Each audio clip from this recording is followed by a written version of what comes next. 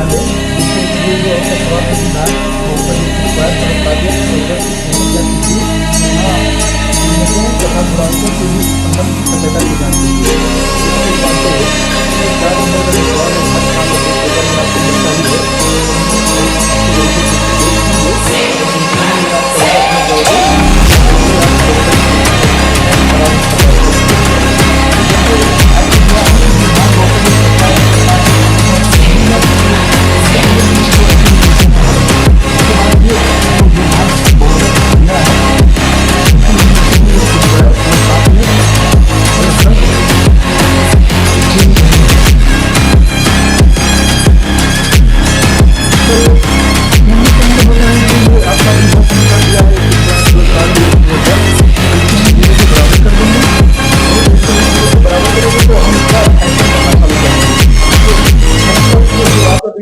समीकरण दिया है, इसका फैक्टर कैसे करना है ध्यान से समझ लीजिएगा।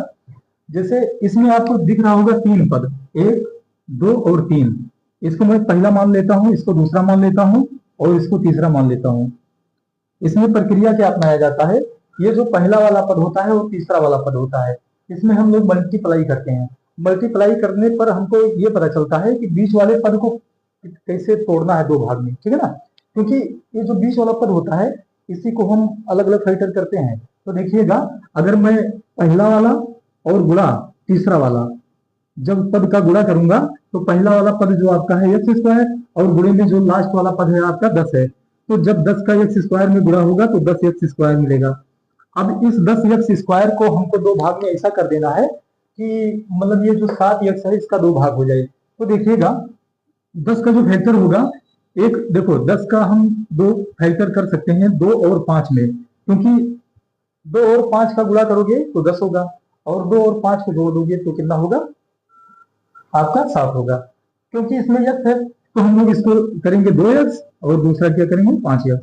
अब देखो बहुत आराम से आपको समझ में आना चाहिए, 2 और 5 का जब हम मल्टीप्लाई करेंगे तो आपको 10x स्क्वायर दे देगा। क्योंकि देखो 2x और गुणे 5x जब इसका मल्टीप्लाई होता है तो 2 पंचे 10 और x का गुणा जब x में होता है तो इसके पावर 1 होता है और इसके पावर 1 होता है। तो घात का जो नियम यही कहता है कि जब गुणा करोगे तो पावर बढ़ेगा।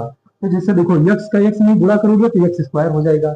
अगर यहाँ 2 होता और यहाँ 2 होता तो 4 हो जाता, और यहाँ अगर 3 होता और यहाँ अगर 2 होता तो 5 हो जाता।